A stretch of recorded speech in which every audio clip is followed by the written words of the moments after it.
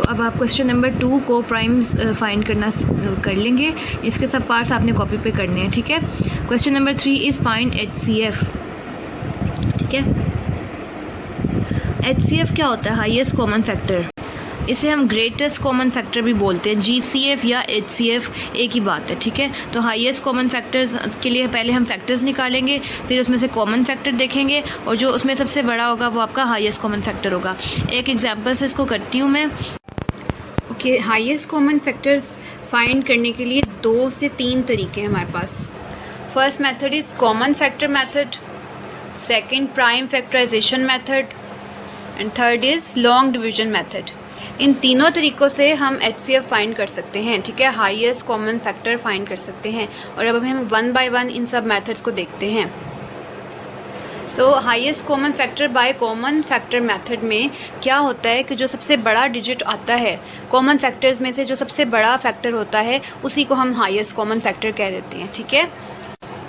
For example ये आपके पास 2 number हैं 42, 70, ठीक है। इन दोनों नंबर्स का अगर मैं आपसे कहूँ कि हाईएस्ट कॉमन फैक्टर फाइंड करें तो आप क्या करेंगे? इसके स्टेप्स हैं, ठीक है। सबसे पहले आप इनके फैक्टर्स फाइंड करेंगे, फिर कॉमन फैक्टर और फिर हाईएस्ट कॉमन फैक्टर। सो 3 स्टेप्स में आप ये क्वेश्चन करेंगे। पहले इन दोनों के फैक्टर्स फाइंड करेंगे, ठीक है। फिर उनमें जो कॉमन होगा कॉमन फैक्टर बताएंगे, फिर उन कॉमन फैक्टर्स में से जो सबसे बड़ा फैक्टर होगा वो आपका हाईएस्ट कॉमन फैक्टर होगा, ठीक है। तो ये सिंपल फैक्टर मेथड है, this is not the prime factorisation method, ठीक है। दोनों में आपने कंफ्यूज नहीं होना। फैक्टर मेथड और प्राइम फैक्टर मेथड डिफरेंट है, ठीक है।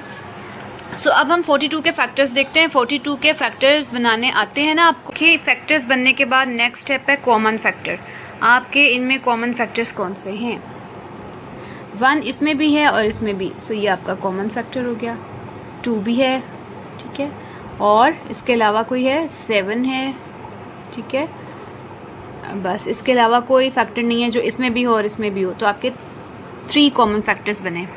तो अब जो भी आपके कॉमन फैक्टर्स है वो यहाँ 1, 2 और 7, ठीक है। ये तीनों फैक्टर्स जो हैं वो दोनों में है, 42 में भी 72 में भी 70 में भी। सो हमने पहले फैक्टर्स फाइंड किए, फिर कॉमन फैक्टर। अब इन कॉमन फैक्टर्स में सबसे बड़ा डिजिट कौन सा है?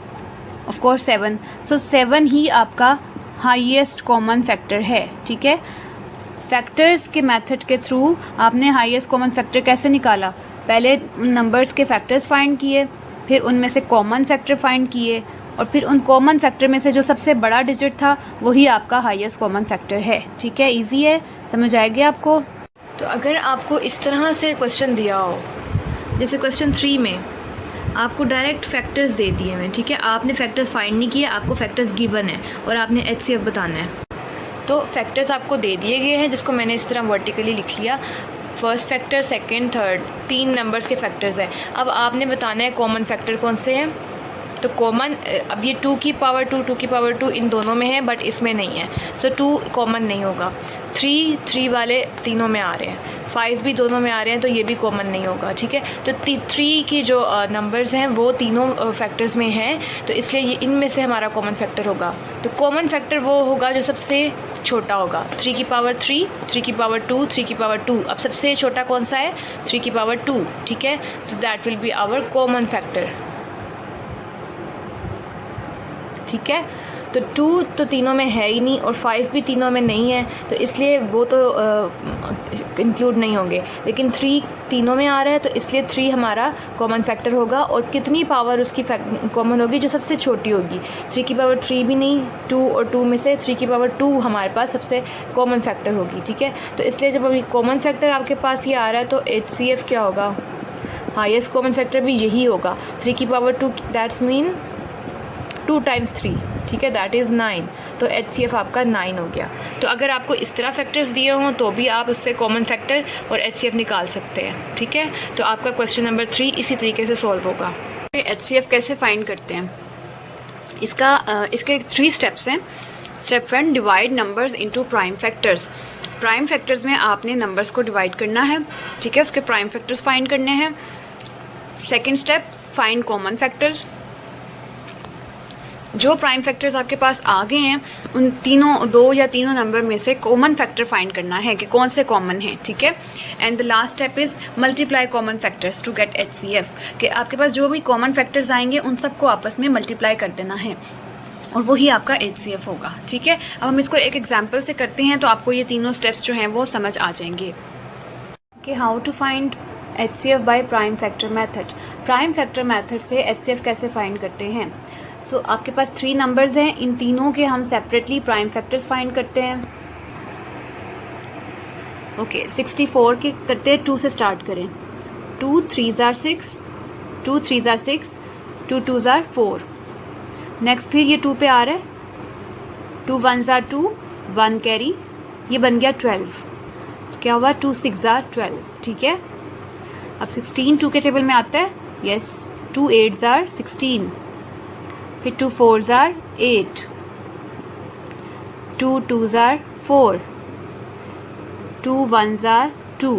तो जब आपका 1 आ गया तो ये कंप्लीट हो गया 64 के प्राइम फैक्टर्स, ठीक है। अब 148 पे आते हैं। 2 7s are 14, ठीक है, एंड 8 है, 2 4s are 8।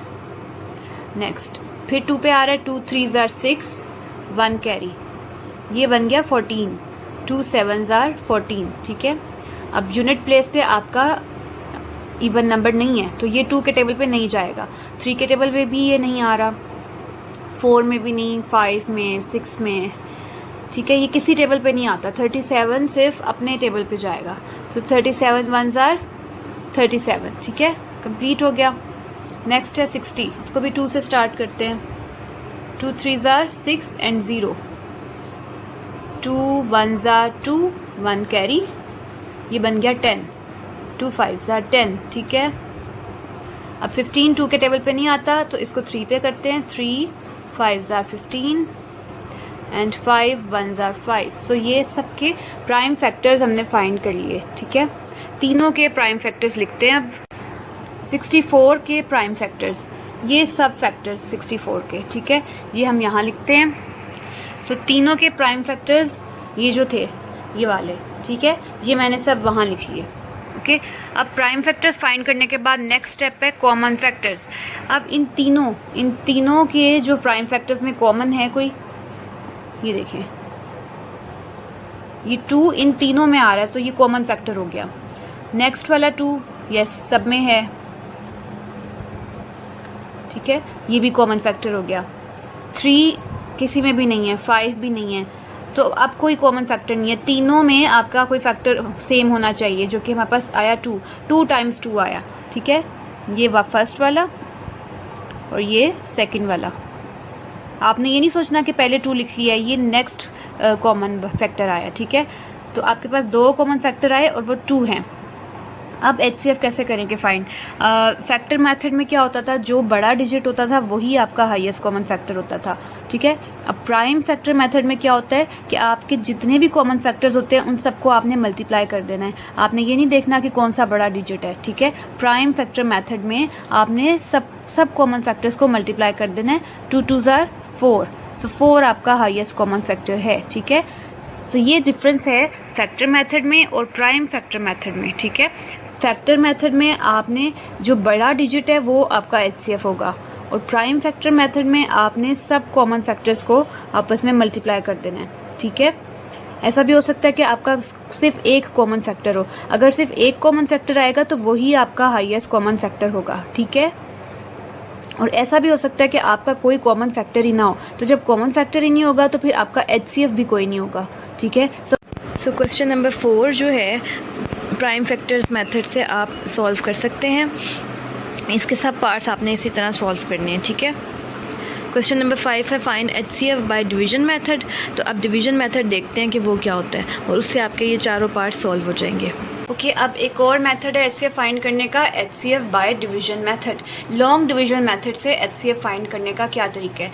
जब हमारे पास बहुत बड़ी वैल्यूज़ हों लाइक दिस 1271 1681, इस तरह की बिगर वैल्यूज़ के लिए हम प्राइम फैक्टराइजेशन मेथड यूज़ नहीं कर सकते, ठीक है। सो उसके लिए इजी है कि आप लॉन्ग डिवीजन मेथड यूज़ करें, ठीक है। मैं आपको एक अभी तो शॉर्ट नंबर से स्मॉलर वैल्यूज़ से सिखाती हूँ, लेकिन बिगर वैल्यूज़ के लिए मोस्टली ये जो मेथड है ये यूज़फुल होता है।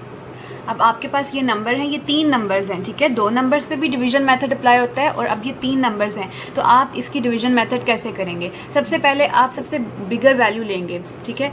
दिस वन, ये सबसे बड़ी वैल्यू है, ठीक है। सो ये हमारा जो होगा this will be the dividend, ठीक है।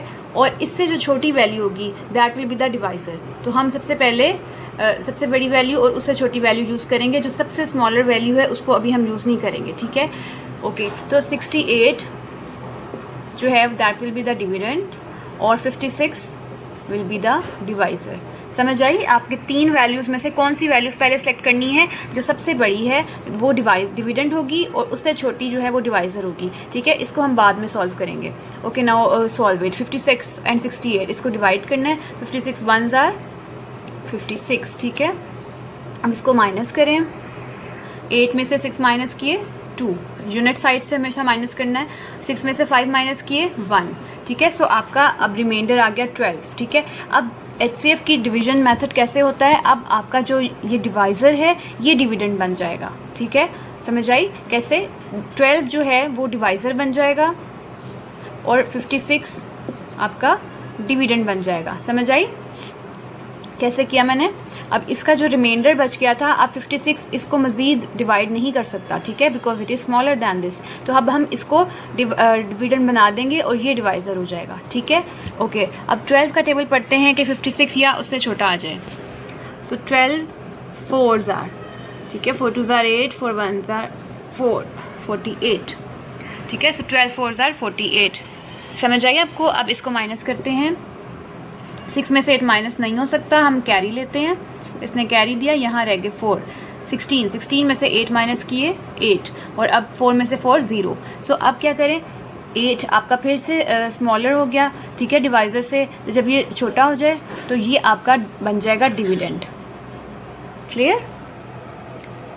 पहले 56 आपका डिविडेंड बन गया था, अब जो भी रिमाइंडर है वो डिवाइजर बन जाएगा और 12 आपका डिविडेंड आ जाएगा। ओके, अब 8 का टेबल पढ़ते हैं। 8 1s are 8, ठीक है। माइनस करें, 12 में से 8 माइनस किए 4। अब फिर से ये अब स्मॉलर हो गया डिवाइजर से, तो आपका जो पहले था डिवाइजर वो अब डिविडेंड बन जाएगा, ठीक है। अब फिर 4 का टेबल पढ़ें। 4 2s are 8, तो ये कंप्लीट डिवाइड हो गया, ठीक है। कंप्लीट आपकी डिवीजन हो गई, अब आपका कोई रिमाइंडर नहीं रहा। तो इस प्रोसेस की आपको समझ आई है, ठीक है। ये स्टेयर्स बन जाती हैं, ठीक है, एक तरह से स्टेयर मेथड, ठीक है। 56 का टेबल पड़ा, जो आपका रिमाइंडर रहा वो आपका डिवाइजर बन जाएगा और जो पहले डिवाइजर था वो डिविडेंड बन जाएगा।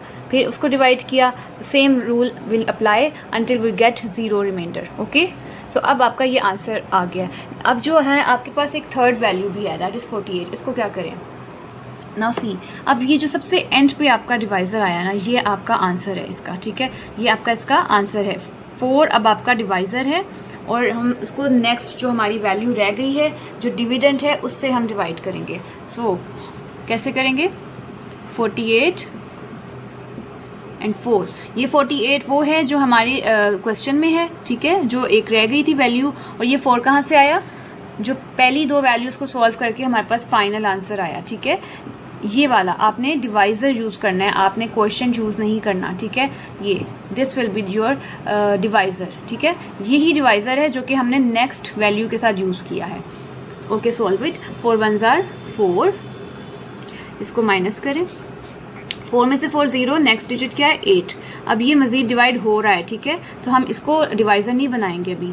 नो, 4 2s are 8, तो ये तो ऐसे ही सॉल्व हो गया, ठीक है। हमें इस तरह स्टेयर्स भी नहीं बनानी पड़ी, ठीक है। ये आपका ऐसे ही सॉल्व हो गया बिकॉज 8 was bigger than 4, ठीक है। तो हम इसको मजीद डिवाइड करते गए, यहीं पे सॉल्व हो गया। सो अब आपका आंसर कौन सा है? ये वाला या ये वाला? ये जो फाइनल डिवाइज़र है ना, that will be your answer, कि 4 जो है वो फाइनल डिवाइज़र है जिसने इस क्वेश्चन को पूरा डिवाइड कर दिया। सो 4 आंसर होगा या 12 होगा? 4, ठीक है, जो आपका डिवाइज़र है, जो फाइनल डिवाइज़र है, ठीक है। यहाँ पे बहुत सारे डिवाइज़र हैं, 56, 12, 8, 4, ठीक है, एंड नेक्स्ट टर्म के साथ भी 4। तो जो आपका फाइनल डिवाइज़र होगा जिससे आपका क्वेश्चन कंप्लीट खत्म हो जाएगा, that will be your answer. So आपका HCF क्या हुआ? हाईएस्ट कॉमन फैक्टर इज 4, ठीक है। तो ये डिवीजन मेथड था, इसे कहते हैं हम लॉन्ग डिवीजन मेथड, ठीक है, जिससे हम more than 3 values, more than 2 values solve कर सकते हैं और बिगर वैल्यूज भी सॉल्व कर सकते हैं। This is the division method. Now question number 6, find greatest number which. Okay, now question number 7. A room is 12 meter 15 centimeter long and 8 meter 91 centimeter broad. ठीक है, तो एक रूम की लेंथ एंड ब्रेथ आपको दी हुई है। Floor of the room is to paved with square tiles, और अब उसके फ्लोर पे स्क्वायर टाइल्स लगानी है। Find the length of largest tile, तो सबसे बड़ी टाइल की जो है वो लेंथ हमें बतानी है। So length of room is 12 metre 8 centimetre. हमें अब इनके यूनिट सेम करने हैं, ठीक है। This is metre and this is centimetre. So 1 metre में कितने सेंटीमीटर होते हैं? 100, ठीक है। तो 12 मीटर में 1200 सेंटीमीटर्स हैं, ओके। सो 12 मीटर की जगह 1200 सेंटीमीटर्स और प्लस 8 सेंटीमीटर, ठीक है। तो अब हमारे यूनिट सेम हो गए। Now add them. सो ये हमारे रूम की लेंथ हो गई 1208 सेंटीमीटर। आपने यूनिट सेम कर लिए, ठीक है। इसी तरह जो रूम की विड्थ है दैट इज़ 8 मीटर 91 सेंटीमीटर। तो 8 मीटर को हम सेंटीमीटर में कन्वर्ट कर लेते हैं और ये हो जाएगा 800 सेंटीमीटर, ठीक है। सो 800 सेंटीमीटर प्लस 91 सेंटीमीटर, तो ये बन गया 891 सेंटीमीटर, ठीक है। तो आपने लेंथ और वेट दोनों को सेंटीमीटर्स में कन्वर्ट किया। ओके, क्वेश्चन इज कि find the length of largest tile, ठीक है। सबसे बड़ी टाइल आपने बतानी है कि उसकी कितनी लेंथ है। तो जब भी लार्जेस्ट या ग्रेटेस्ट फाइंड करना हो तो you have to find the HCF, ठीक है। तो हम अब इनका HCF फाइंड करते हैं ताकि ये पता चल जाए कि लार्जेस्ट टाइल की लेंथ क्या है। सो बिगर वैल्यू हमारा डिविडेंड होगा एंड स्मॉलर वैल्यू डिवाइसर, ठीक है। सो 891 1s are 891, ठीक है। इसको माइनस कर लिया और फिर जो आपका डिवाइसर है वो डिविडेंड बन जाएगा। नाउ 324 2s are 648, ठीक है। उसको फिर से माइनस कर लिया, सो वी गेट 243, ठीक है। अब इसी तरह ये प्रोसेस चलता रहेगा। 243 2s are नहीं 243 1s are 243, ठीक है। ये 1 पे ही जाएगा और इसको माइनस करके हमारे पास आया 81, फाइन। अब 81 3s are होता है 243, ठीक है। सो ये कंप्लीट डिवाइड हो गया। सो क्या आपका आंसर आया 81। दैट्स मीन के largest tile length of largest tile is 81 centimetre. Clear?